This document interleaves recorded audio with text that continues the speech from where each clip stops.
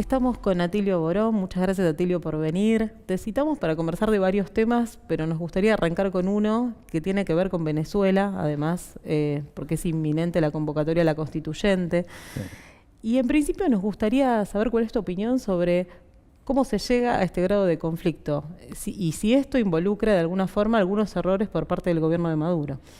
Bueno, primero, gracias por la invitación. Segundo, sí, arranquemos por Venezuela, porque cuando uno mira los diarios, no solamente en la Argentina, en toda América Latina parece que el único país con problemas es Venezuela. No hay otra noticia. Va algunas cosas de Trump por ahí, ¿no es cierto? Pero aparece Venezuela, 2 páginas en La Nación o en Clarín, en el Mercurio, lo mismo, en Chile.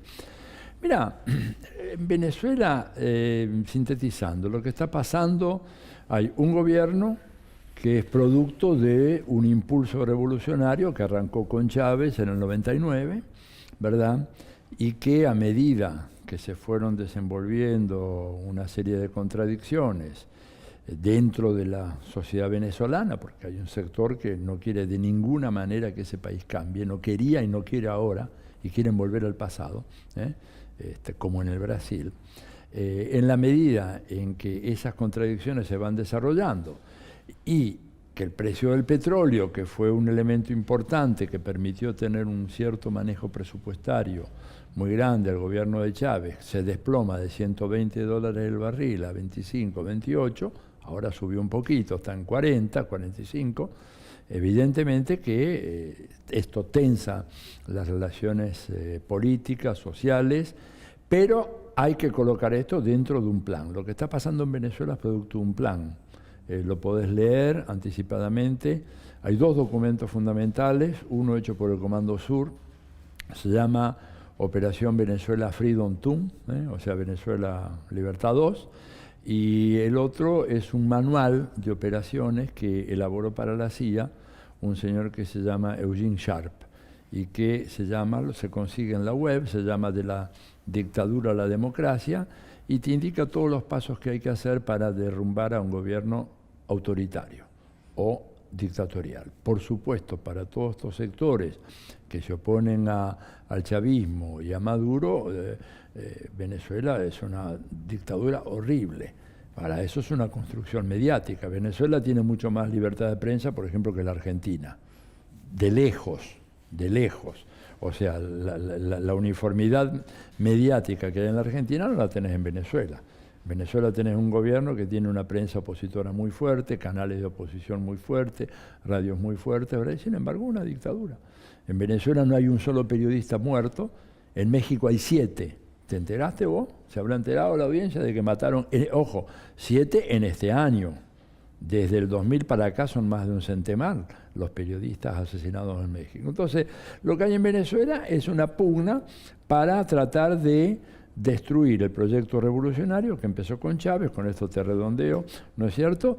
Y que tiene como motor fundamental un dato del cual tampoco se habla, y es que Venezuela tiene la más grande reserva de petróleo del planeta Tierra, más que Arabia Saudita, más que los Emiratos, y Estados Unidos la tiene a 3 días y medio de navegación con sus buques cisternas, y lo que buscan ellos es recuperar el control del petróleo venezolano. Y entonces arman todo esto a los efectos de tumbar al gobierno de Maduro y poner a los propios y recuperar el petróleo que ellos dicen que es de ellos. Cuando digo ellos, digo Estados Unidos. Ahora, en el marco de este plan que vos planteás, ¿cómo leemos la convocatoria del plebiscito que hace la oposición para este domingo? Lo hace precisamente para hacer estallar el llamado constitucional a una asamblea constituyente que hizo el presidente Maduro en ejercicio de las atribuciones que le da la Constitución. Entonces, como una manera de boicotearlo, es como si nosotros decidiéramos acá, vamos a hacer un plebiscito, vamos a plebiscitar el gobierno de Macri.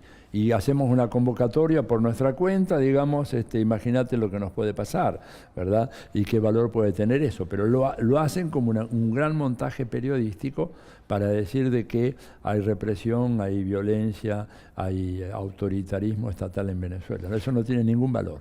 Ahora, hacia dentro del chavismo y desde la izquierda hay algunas críticas que surgen por la utilización de la fuerza de seguridad que hace el madurismo para combatir esta revuelta, por llamarlo de alguna manera, No, de la oposición. Vos, sin embargo, no creés que sea tan así. ¿Por para qué? nada, para nada. Yo creo que es al revés. Yo creo que el problema que ha habido en Venezuela se originó en la renuencia del presidente Maduro a aplicar todo el rigor de la ley en contra de gentes que empezaron a cometer destrozos primero, después a arrojar bombas incendiarias contra jardines infantiles y salas maternales en los hospitales, que después te empezaban a agarrar tipos en la calle por portación de cara, le veían cara de chavista, acá diríamos cara de choriplanero, y le tiraban un bidón de gasolina, le prendían fuego.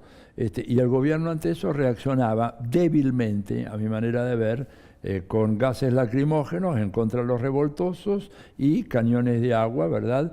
Lo cual es un absurdo. En ningún país del mundo se tuvo la tolerancia ante un brote de violencia planificado, porque esto no es violencia ciega. No vayas a pensar de que esto ocurrió así nomás. Te vuelvo a repetir, lee el manual, aquel famoso de Eugene Sharp, que se llama De la dictadura a la democracia, te dice exactamente cómo se hace esto, ¿verdad? Y en este momento esas operaciones son operaciones que tienen un comando militar, que reclutan gente entre los paramilitares colombianos que se han infiltrado por miles en Venezuela, y que precisamente lo que no quieren es que haya elecciones. No quieren que haya elecciones. Aunque yo creo que el chavismo, si hay unas elecciones, va a tener grandes dificultades para poder ganar, porque junto con esto hay una guerra económica, ¿no es cierto? Yo te digo, yo viví en el Chile de Allende, en donde también había desabastecimiento planificado. Esto se planifica científicamente. Por ejemplo, hoy no tenés café, durante 3 días no hay café. Mañana aparece el café, pero no tenés azúcar. Después desaparecen los pollos. Una vez que aparecieron los pollos, desapareció el aceite. Todo esto está, pero realmente milimétricamente planificado. En ese contexto se ha creado un malestar social muy grande. Y mucha gente en Venezuela está acusando al gobierno de tener mano dura contra, mano blanda, precisamente mano blanda en contra de los tipos que están promoviendo este caos. El objetivo es crear una situación de caos que precipite una intervención humanitaria del Comando Sur de los Estados Unidos y que de esa manera permita ponerle fin al gobierno de Maduro al estilo, lo que yo llamo el modelo libio. ¿Cuál es el modelo libio? Bueno, hacer todo esto que se está haciendo ahora. El ataque final es un ataque militar, lo hizo la OTAN en Libia, acá lo haría el Comando Sur. Todavía hay muchas discusiones porque, por suerte, Chávez armó a su pueblo. O sea, ojo, que la gente ahí que está en los rancheríos no es que están desarmados, están armados. Y por eso es que no se vienen encima de Venezuela todavía. Pero el modelo libio supone esa eclosión militar final y sacarlo a Maduro del Palacio de Miraflores y matarlo a palos como un perro, como hicieron con Gaddafi. Ese es el plan. Y ese es el plan que lo saben todos, y cuando la prensa no te lo dice es porque está miserablemente ocultando esta realidad. Y cuando acusan a Maduro, vos imagínate, acusar a Maduro de dictador, tenés opositores que entran y salen de Venezuela sin ningún problema, que van a hacer algo que acá si se hiciera en la Argentina, la persona que lo hace estaría preso. Por ejemplo, ir al gobierno de Estados Unidos y al Comando Sur a decirle vengan e invadan la Argentina. Y eso se hace en Venezuela. Y el que hace todo eso vuelve y después tiene una conferencia de prensa con 50 cámaras de televisión y todo. Y dicen, el presidente de la Asamblea Nacional, Julio Borges, se entrevistó con el almirante Kurtid para pedirle que intervenga en Venezuela y el hombre anda como Pancho por su casa, tranquilo, saliendo y entrando del país, con todos los medios difundiendo la noticia. La Asamblea Nacional sigue funcionando, los asambleístas no fueron desaforados de sus cargos, siguen en funciones. Lo que pasa es que la Asamblea dijo, en cuanto se reunió, y es una asamblea trucha, después te explico por qué, porque hay 3 diputados que fueron elegidos fraudulentamente, y la Asamblea...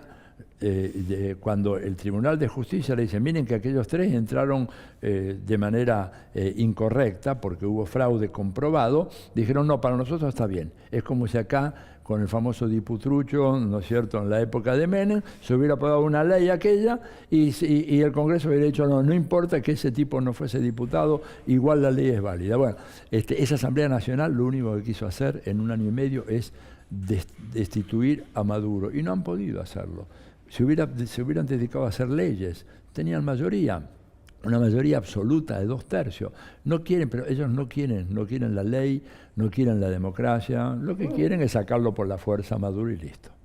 Ahora, en ese escenario que describís, donde hay unas derechas latinoamericanas que no solo en Venezuela, sino en otros lugares como Brasil, fuerzan las instituciones democráticas para seguir teniendo una impronta democrática y entrar con esa venia, pero que en la práctica no lo son. ¿Cómo es la democracia latinoamericana hoy por hoy? ¿Sigue siendo representativa del poder popular? Hace unos años un colega norteamericano, muy amigo mío, Philip Schmitter, acuñó una expresión que le llamó democraduras.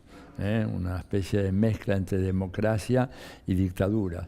Lo que tenemos hoy a nivel mundial son democracias de muy baja intensidad, en donde tenés ciertas libertades garantizadas, nosotros podemos estar hablando acá libremente, etcétera, pero también tenemos una libertad ilimitada para morirnos de hambre, para no tener atención médica, somos muy libres para poder quedarnos sin atención médica, somos muy libres para no poder estudiar y mantenernos en la situación actual, ¿verdad? Y eso pasa lo mismo en Europa, ¿no es cierto? Un poquito aliviado, el caso de España, un caso patético lo que ha ocurrido con España, pero más o menos se está dando igual en la mayoría de los países europeos, o sea, democracias que han sido vaciadas de contenido. Mira, la democracia desde Aristóteles para acá, te hablo 2500 años. ¿Qué decía Aristóteles? El principio fundamental de la democracia es la igualdad. Cuando vos mirás a estas sociedades en las cuales lo que ha ocurrido en todas estas sociedades ha sido un aumento fenomenal de la desigualdad, bueno, la democracia se vacía de contenido. Pensá en Chile, que nos fue vendido como el gran modelo democrático. Hubo unas PASO en Chile, primarias, hace uno o dos domingos atrás. Fue a votar el 15% del electorado, 15%. O sea, no que votó el 85%, 15 fue a votar y 85 se quedó en la casa. ¿Qué quiere decir eso? Que no les interesa más, que saben de que eso es un régimen que no importa, digamos, quién gane o quién no gane, nunca va a responder a las necesidades del pueblo. Y lo mismo pasa acá, lo mismo pasa en Colombia, lo mismo pasa en México, lo mismo pasa en Europa, pasó en Grecia, pasa en España. Digo, pasa en todas partes. Hoy en día hay que volver a discutir qué es lo que es realmente democracia, que es algo que tiene que ir mucho más allá del mero ejercicio de que vas y pones un voto cada 2 años, porque eso no sirve para nada. De hecho, hay una expresión que yo uso mucho y que a veces sintetiza bien esto: las democracias fueron secuestradas por los mercados en un mundo en donde hay 8 individuos, 8 personas, no empresas, 8 personas, no creo que ninguna esté acá entre nosotros, que disponen esos 8 la riqueza igual a la mitad de la población mundial. En un mundo como ese, la palabra democracia no tiene ningún sentido. Ahora, con un enemigo tan grande que además intenta jugar el juego democrático con sus reglas que en general impone, ¿qué lugar le queda a una crítica por izquierda que no le haga el juego a la derecha? Y te queda cada vez menos lugar. Tenés varios problemas. En primer lugar, que la crítica de izquierda está totalmente marginada, no solamente de los medios, incluso de las estructuras académicas tradicionales. No te creas que esto que yo te digo acá ahora a vos, puedo ir y decirlo abiertamente en cualquier universidad de todo el continente, te van a mirar como un bicho raro. Y después está el elemento muy importante de confusión ideológica, que ha sido muy bien pensado por la derecha. Vos pensás de que nosotros somos parte de un imperio, y un imperio que ha comenzado un periplo descendente ya reconocido por los propios intelectuales. No es que yo voy a descubrir eso, sino que leyendo los materiales de ellos ya te dicen de que bueno, Estados Unidos ya no tiene las capacidades de control del pasado y que por lo tanto va a ser muy difícil mantener la primacía a nivel mundial, pero que el trabajo con los académicos, los intelectuales, los medios de comunicación de masas, los jueces, ¿no es cierto?, los fiscales y los parlamentarios, esa es la listita, es muy importante para mantener esto en funcionamiento. Y han sido muy exitosos en cooptar intelectuales que antiguamente eran de izquierda y que vos los ves, por ejemplo, acá escribiendo cosas increíbles, hablando de la dictadura de Maduro desde Argentina, nada menos, ¿verdad?, como si pudiéramos dar nosotros lecciones de democracia con el gobierno que tenemos.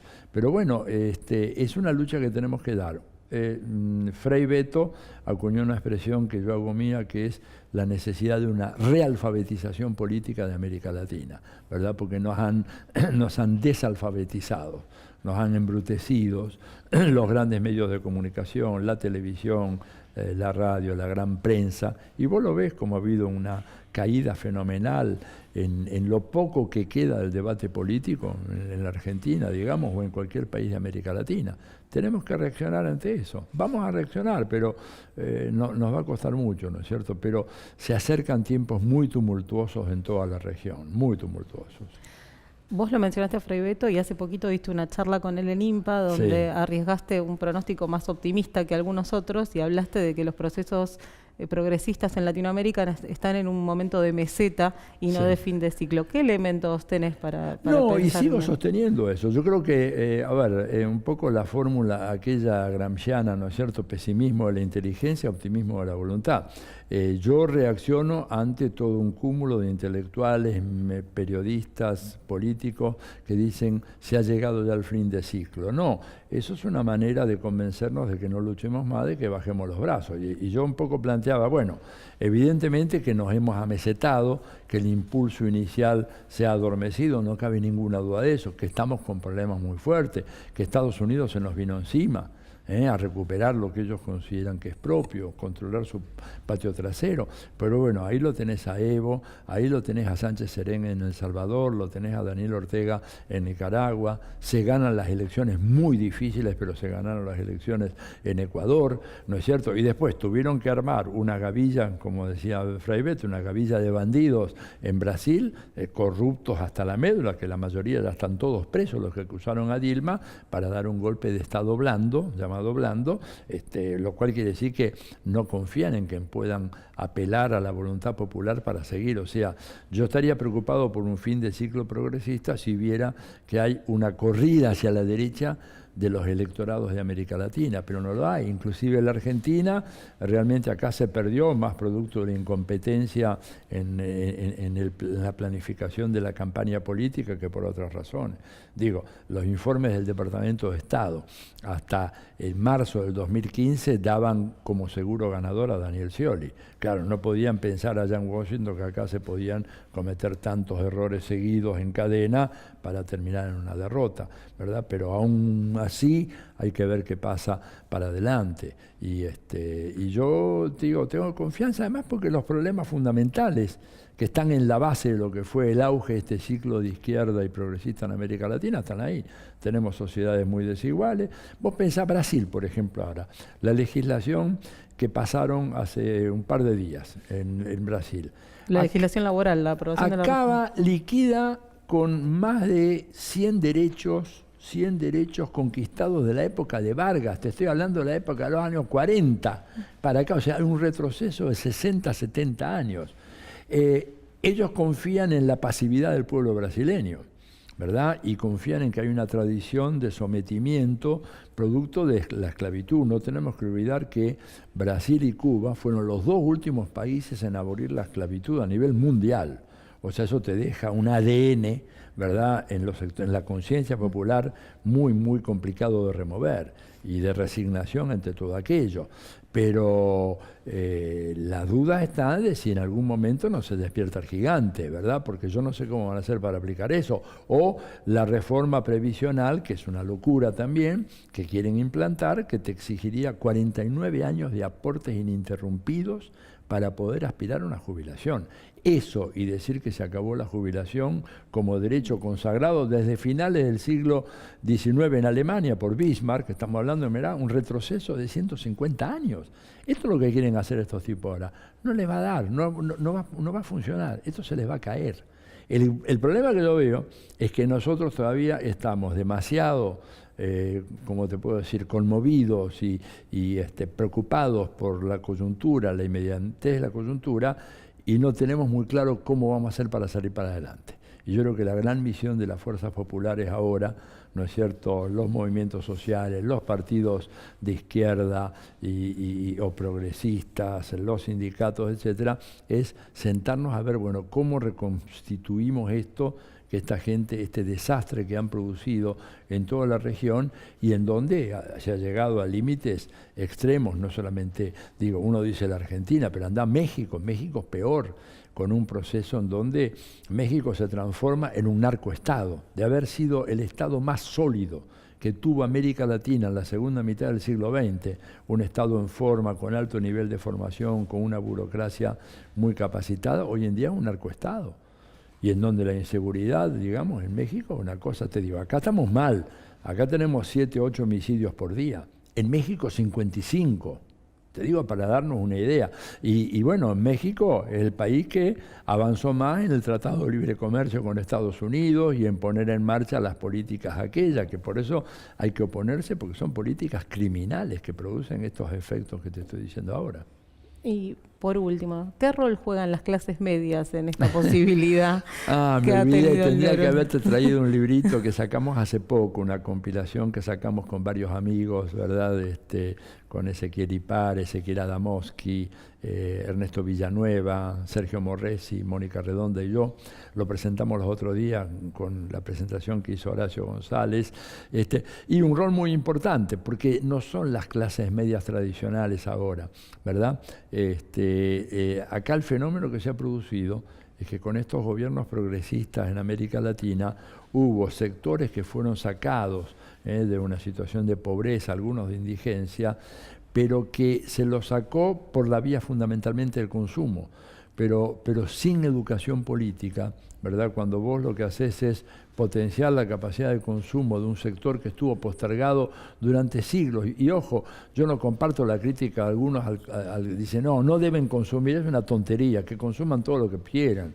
Y además no le voy a ser yo quien le diga qué tenés que consumir o no, pero también tenés que educarlo políticamente para que ese sector que accede a niveles mayores de consumo ahora sepa que eso ha sido posible por un cambio político, por una coalición política que tiene determinada orientación y que eso, si eso se cae, se vuelve al pasado. Acá en la Argentina pensaban de que lo que había ocurrido en los años del kirchnerismo eran conquistas irreversibles y yo ante esto llamaba la atención y les dije, miren, si se derrumbó la Revolución Rusa y se demostró que ni siquiera ya había condiciones de irreversibilidad, los avances que hemos tenido acá también pueden ser revertidos. Y bueno, no me creían, ahora está todo el mundo convencido de que sí, claro que se pueden revertir. Si esto depende de la correlación de fuerzas, depende cómo te organizás, depende de la unidad de las fuerzas que se oponen, ¿verdad? Desgraciadamente el campo popular está profundamente desunido y toda la actitud de la derecha es profundizar